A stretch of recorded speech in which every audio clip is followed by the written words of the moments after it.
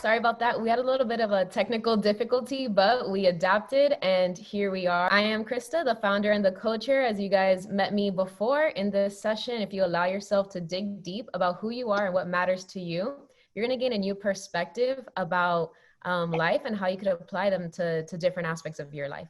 So sometimes life knocks us off of our path and we put on a mask for everyone else.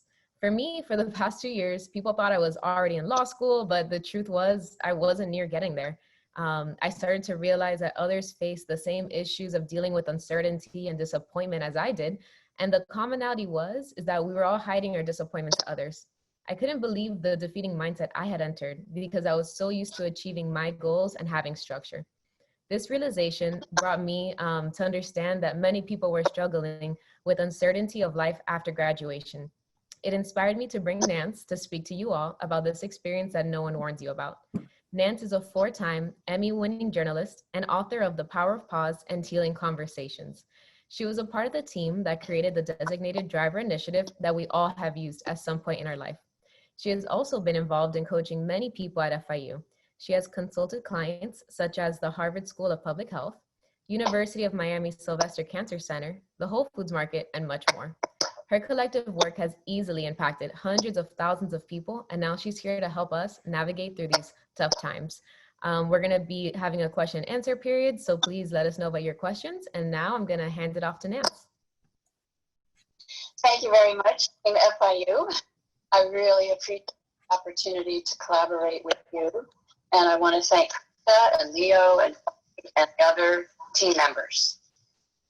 Since we haven't had a chance to do an audio check, please let me know if the sound is okay. Are we okay? We're good? Yes, okay, fine. Just checking, I don't want to assume. So we want the next slide, yes. So this program is about helping you have personal power. Personal power doesn't mean it's power over others. It's to maintain your personal ability to manage your emotions, to hear past reactions, and to be able to be your best self no matter when you get knocked off the track, like Krista said, or when you track, or when it happens. And let's face it, during the last 6 months in particular, the unexpected can happen more than once in a day. So we are going to be eager to hear the kind of situations that you are all as postgraduates. No matter where you are, the tools we want to present to you today will help you get to where you want to go. We have a framework to move through this program with us. First, we're going to start with being grounded. And when you're grounded, you can do anything. If I hadn't been this morning with all the things we were doing right before we had to do this and we wound up being late, I would really be already off track. But you just find a way to believe in yourself. And we're going to do a minute with you in just a moment. Then you learned how to shift gears. We've been shifting gears for the last 10 minutes to try to get me onto the program. And you want to stay in control of your reaction and be able to better respond. Then we're going to show you how to uncover things that you probably might not imagine that you could possibly do, whether you're stuck or whether forward, or whether, like Krista, what you planned to do had to be put on a different track. And so we're eager to get to helping you use tools that have helped Krista and then others have just said. Next slide, please. So now it's time to hear from you. See how quick that was? We would like to chat for you to take a moment and answer this question in a way that works for you.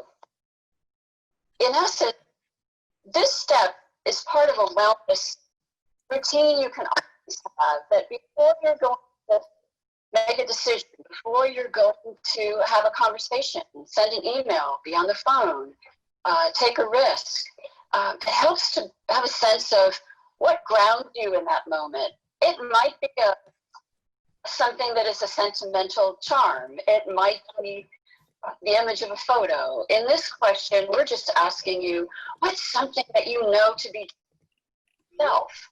That no pandemic, no crisis nobody can take away from you. It's something you believe about yourself, or maybe it's a skill, or it's your life that you're so whatever you write down will be eager to learn. So take a moment for that. And I can't chat, but Krista is going to take a moment, read a couple of the words that are recorded there. If you'd like to share on the chat, please feel free to do that.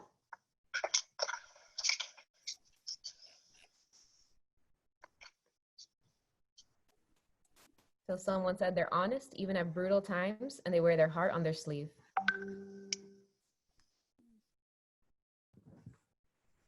Beautiful. Do we have a number of entries, or do I need a few seconds more? We can move on to the next slide if you're ready. Someone's also hardworking and optimistic. This is getting ready for the next question, which is all about you. So next slide, please, for the second question. There we are. Okay, Leo. Now, Leo is going to help me with this also. So this question wants us to tune right into what this program is about, helping you manage whatever is on your plate right now, that as a result of this, you're having to explore maybe different opportunities. How do you retrack? Maybe you have to change directions. Maybe you don't know where to start. You don't know what the next step is. Maybe you know what it is, but not how to get there.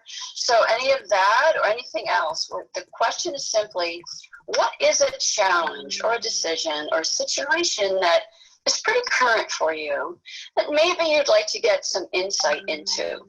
So that when we start showing you these very powerful emotional intelligence and personal growth and development processes, you may be able to already get started.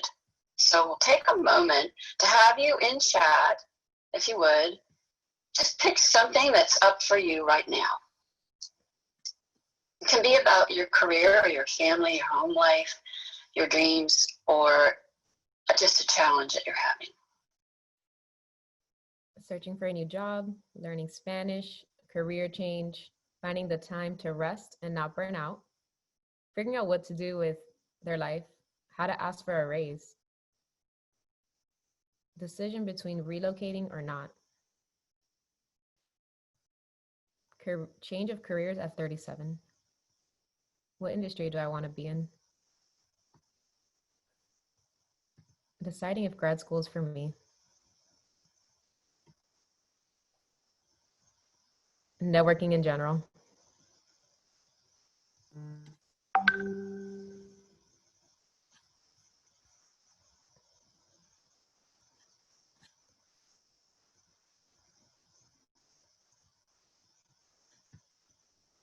Working through mental health issues and not letting it hinder me. How to improve my professional identity. These are wonderful. They are exactly why the FIU alumni team wanted to have this program for you. So career changes, how do I change my career in my mid to late 30s, mental health issues, exactly. All right, now Leo is going to volunteer a challenge that is up for him so that without invading any of your privacy to work at a deeper level with you personally, because you don't know me and I haven't necessarily gained your trust yet, but I asked Leo yesterday when we were working on this if he would help me show you how to use the tools that we can demonstrate in the slides that are going to come right after we do this. So Leo, would you please share with us what is the challenge that has been recently up for you that was, just something you had to deal with and it was unexpected? That's a good word to use, unexpected. I was informed by my employer that I had to go get tested for COVID-19. Yeah, can you hear me? Can you hear me? Okay. Cool. Hello? Hello, can you hear me? Yes, I can. Okay. I was informed by my employer that I had to go get tested for COVID-19 because one of my coworkers tested positive.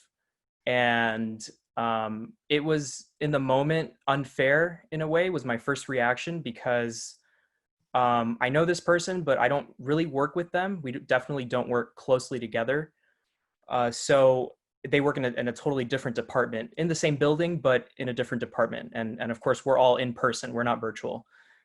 So it was just kind of a shock. And to have my employer tell me that I had to go get tested if, I'd never come into contact, I never see this person, every day or anything. So it was weird. It definitely ruined my day. Well, from the tone of your voice, it sounds like it was more than weird if it totally ruined your day. Yeah. So all of you listening, I'm going to demonstrate a tool that you probably may have heard of, but many people don't use it and realize how powerful it is. I'm rephrasing by putting in my own words what I think I heard he meant, not just what he said. So it sounds also like this was really an ill-timed interruption for your day. You had to reschedule some stuff probably, and it probably really annoyed you because there's no reason that you could see why you would remotely have to go do all of this, because you don't even come into contact with this person. Am I on the right track there? That's right. So it sounds like pretty quickly you just went from frustrated to probably a little bit more powerful emotion happened. Mm-hmm. Definitely. Yeah. And how might you describe that emotion? Frustration. Angry, annoyed. Yeah. I'm fed up with this. Who do they think they are? Definitely. Something like that. I'm not trying to embarrass you. I'm just trying to No. show how quickly, in a moment, when you're simply at work doing your job, you can be kicked off track by somebody telling you to do something that doesn't seem fair, and it sounds like you felt you had no choice. Yeah, I felt powerless. Okay, great. Powerless. See? So all I'm doing is trying to help him hear what I'm sensing, but if I'm missing something, sometimes when people hear you putting in your own words what you sense they're saying or what they may be feeling without putting words in their mouth, the breakthrough is, yeah, powerless, right? Okay, great. And how did you feel, what do you do to be grounded? I try and take a deep breath, and I try and realize that it's kind of out of my control. So there's really not much I can do about it. I have to move forward and kind of just go ahead with what my supervisors are telling me. And if you didn't have that ability as a musician to take a deep breath, how would the rest of your day yesterday go? If you imagine that you couldn't do that. Horribly. I think I would have been rude to people unnecessarily. Yeah, horribly. Horribly, right? Yeah. Okay, so now I'm going to help you follow through the way in which we use 3 simple steps that are 3 simple phrases. If Leo, you would copy, multitask, and thank you very much. Put up the next slide. So this is the 3 steps of the Power of Pause process. Now, Krista, you have also used this throughout multiple challenges that you've had in your postgraduate life, right? Yes. Okay, and so at some point, if we have time, you might also let them know quickly how what you've learned to use has helped you with some of the challenges you faced at graduations. But anytime you want, interrupt me on that, okay? Okay. All right, because once we go through these slides, we're going to then ask for questions. So I'm going to move through fairly quickly, but not try to leave you in suspense. So simply, first thing you need to do is pause, and I'll tell you some things you can do once you do that, and what happens when you don't. And the next is I used a phrase, can they see me on screen or not? Yes, they can. Yeah, you look good. Now, this is a chance for you to laugh. A sense of humor keeps you from suddenly getting defensive because you actually get some oxygen in your brain. But I came up with this phrase called "get curious, not furious," because everybody kind of needs to laugh every once in a while. And trust me, President Rosenberg has his own Curious George because he has it, I think, in his library to remind him that when you are furious, you don't really have access to the best part of your brain. And if you don't, then you can't wonder, what don't I know I don't know? And what am I assuming? And you often can step on the gas of the race car that's going around the track. Next slide, please. So here's what happened when Leo and I were working on. He was telling me about the unexpected happened, and very quickly he was like, this is unfair, I don't want to do this, and the day went downhill a bit. And what happened is, Leo, can you go to your cursor on the screen and move it from the lower part where it says, I don't know if they can actually read what that slide said. So I don't know what it looks like on their screens. But there's a part of the brain which is about the size of an almond. Now, an almond is not very big. And that is the one that gives fight or flight. And then, if I can get you to take a breath, or get curious, or rephrase, or wonder what you don't know, anything, you can go up to the larger part of the brain, which is the prefrontal cortex. Next slide.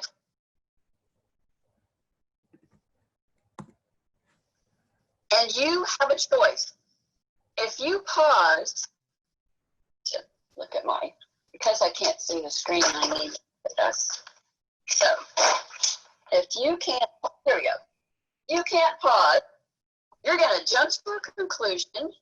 You can win the battle or lose the war.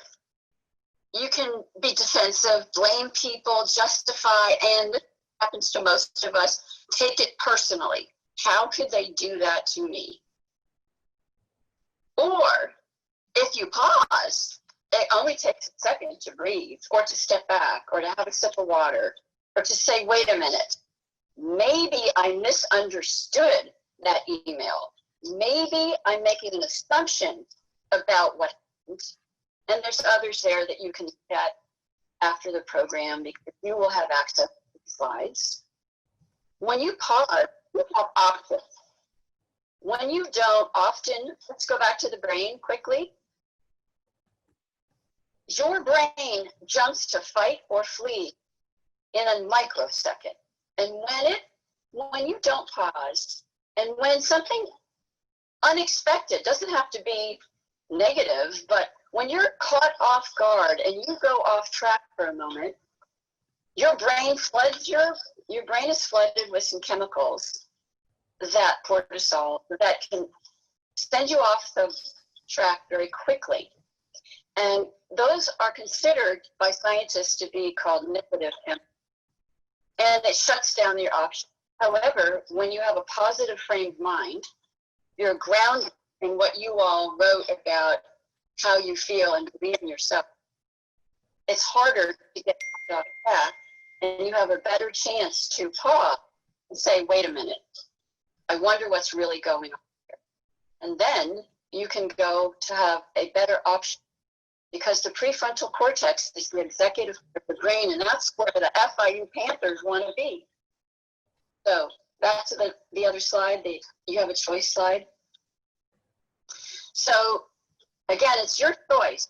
And I want to remind you that no matter what is going on for you right now, like at the age of 37, somebody wants to know, how do I re-career? There are a lot of people who are 67 who are having to re-career. And it is a massive opportunity, but always look like that when you start. And so with others, people are looking for good mental health professionals. How do they start? For others, it may be, how do I get a raise in a pandemic and a financial crisis? So a lot of things look impossible. But when you pause, you are in a better position to reframe the problem, seek help by ask for it in ways that you can get the kind of help you want. And when you back off the gas for a moment and you shift to neutral, to just ask yourself a question, maybe I didn't hear this properly. And then you can get a little bit more information and step on the gas and take your first step.